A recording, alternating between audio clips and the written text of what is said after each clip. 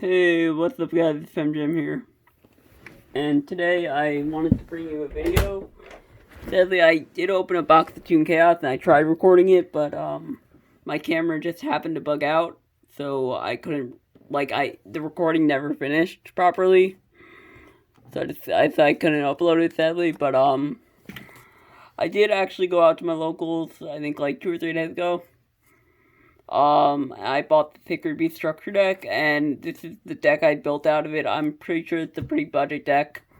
I think, like, at most, you're going to be paying $60 for it. For me, I only paid $30 because I had these cards lying around, so I just bought the structure deck, and then I decided to add my own little cards in there for the ideas. Truthfully, I think all I'm missing, really, that I want from this deck right now is I need some Called by the Graves, but besides that, I'm liking how it is. I think it's pretty good. So starting off, we got one Yugioh. Yugioh is probably the weakest ones of the Secret Beasts. Because I really only need to run one for the fusion effect. Or the fusion monster. Run 2 Haman. And 3 Raviel. Or Phantasm.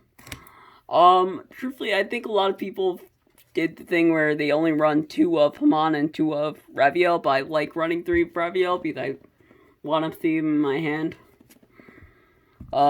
This is actually the newer card. This is basically the other version of Raviel. But the cool effect is, I usually don't summon him, but he has an effect where basically you can discard him and you can boost the attack of, Raviel if he's on the field, and you can double his attack, so basically it's OTK potential. This is probably the most important card in the deck right now. Triple Dark Beckoning Beast. Basically what he does is when he's summoned, you're able to search out a card that has the Secret Beast text in them, like if they name the monsters on them, or one of the Thicker Beast monsters. Usually you want to search out the spell card that I'm going to be showing you later. And then you also get an additional normal summon of a 0 attack, 0 defense monster. So that's very good.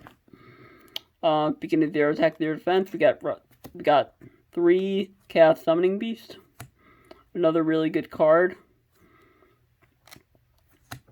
This is the other 0/0 attack, but you really only need to run 2 of him because I think he's kind of a brick because they made him a level 5 monster. So it could be a little bit more annoying to summon him out. But you can't normal summon him really without tributing.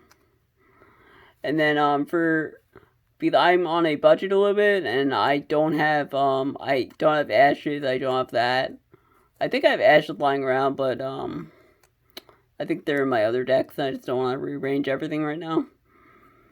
But anyway, I'm running 3 Effect Veilers for Hand Trap, obviously. It's kind of a cheaper hand trap. 3 Danger Chupacabra. This came in the structure deck, and I wanted to run Danger in this deck, so Chupacabra works. You can pretty much switch these up with any Danger monsters you want. Nessie, Chupacabra, Jackalope. And that's pretty much it for the monsters. Moving on to the spells. The most important spell right now in this deck is Opening of the Spirit Gates. Basically, when it's played, you can add one Yugioh or a card that lists it, or one of the Thicker Beast monsters, or one of the cards that has a Thicker Beast listing or a name on it. So that's really good. And then also basically, you could tribute off 1 monster, or you can discard 1 card and special summon 1 Fiend Warrior type monster with 0 attack, 0 defense. I like to do it if there's a Fiend monster in your deck, maybe Dark Beckoning, but you linked it off to make a level 1 Salamangreat or Karibo. And then basically you discard the level 5 0/0, and basically when he's summoned, when you discard him, you can special summon back the card you discarded, which is the level 5, and then you can use his effect to tribute him to get a Seacret Beast onto the field. It's very good. Cerulean Skyfire, I only run 2 of these because it's pretty good, but it's like, it's kind of situational because I feel like you kind of have to have the setup. Basically, it lets you use, usually Harmon's, summoning conditions. If you have to use face-up continuous spells, this one allows you to use face-down continuous spells. So if you want to actually summon it normally, it gives you a little bit of advantage. And then also, basically, it provides you a negation for the fact that if you have Hamon in attack and your opponent activates a spell or trap, you can switch Hamon to defense mode and then negate that. And then also it's better because if Hamon's in defense mode, none of your opponent's monsters can attack any of your monsters besides Hamon. This is a really good. Truthfully, I don't know how they made this thing. Because like, this is basically a very archetype specific pot of greed. Basically, if you have any of the Seacret Beasts on the field, you get to basically draw 2 cards, and this card is very searchable. That's why I don't run Terraforming. I run 1 Dimension Fusion Destruction. Basically, it's just polymerization. 1 Foolish Burial, 1 Monster Reborn, and 1/1 for 1. And then I run 3 Physical Space Typhoons for back row removal because I'm on a budget, so I can't really afford Twin Twisters right now. Like I said, I always have Twin Twisters in my other decks, but I can't afford really more right now. So, and I don't feel like rearranging my decks. So anyway, we're running 3 Awakening of the Seacret Beast. Basically, I feel like this is like an awesome trap card for the fact that even if you have 1, it's pretty good because you keep on getting attack point. I mean, your life points are increased every time your opponent normal summons or special summons a monster. So basically, you can out life point your opponent if you want to try to go for time. And then his second effect is actually amazing. Basically, the second effect is if you have 2 of the Seacret Beast monsters, or 2 level 10 monsters, which are Raviel or ones that you run. If you have them, you basically negate all your opponent's monsters effects, so it's basically a skill drain.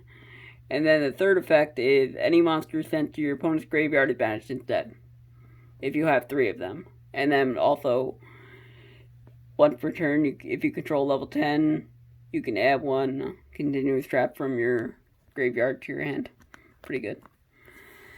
I run 1 Hyperblaze. This is basically the equivalent of, I forgot the name, but basically the same card that makes, Uriah have his effect where instead of just using continuous trap cards, you can use face down trap cards now. That's very good and makes it easier to summon them out. And then, lastly, I do run 2 Mistake. Because I feel like this is kind of a floodgate card. I like floodgate cards. I feel like they're kind of healthy and they help me out when I'm dealing with meta cards and whatnot. These huge ass combos. So basically, it just stops your opponent from searching or add cards from the deck to the hand, except for drawing them, obviously. That's pretty much it for the deck. Moving on to the extra deck. Extra deck is not fully finished yet, but I think what I got so far is pretty good. I'm pretty happy with it. I'm running 3 Armstyle. You can really bump this down to 2 or even 1 if you really want to. If you find other cards that you want to put in. I think I'd leave it at 2, but that's just my opinion. This is the fusion summon of all 3 Seacret Beasts. This is another fusion summon, except it's a little bit easier because you only use 3 level 10 monsters.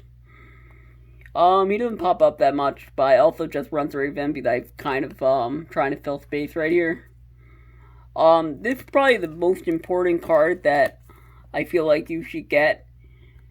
That's very cheap and does not come in the structure deck. Is Salmagrid Armorage. Because once you link off, if you have a Dark Beckoning in your hand, you can just link him off and summon him, and then you get his effect off, so it's very good. And then lastly, I do run 3, this is just for space. You can run it down to 2, you can run it down to 1. Super Dreadnought Rail Cannon. I've noticed that, I was at my locals today, I was playing with this deck, and I noticed that it kind of sucks because sometimes I'll have, let's say, 2 Sacred Beast monsters on the field, and I've noticed I've gone for attack, and then they still have like 1,000 attack or something, so it's really easy if you just do that. If you want to do that, you can just overlay these and then go for game by detaching and inflicting damage. And then these are just the tokens that come with the structure deck, since Raviel has a token effect. That's pretty much it for the deck, guys. Thank you guys so much for watching. Be sure to like, comment, and subscribe, and do all that stuff. And if you guys enjoyed, be sure to stay tuned for more videos. See you guys next time. Bye.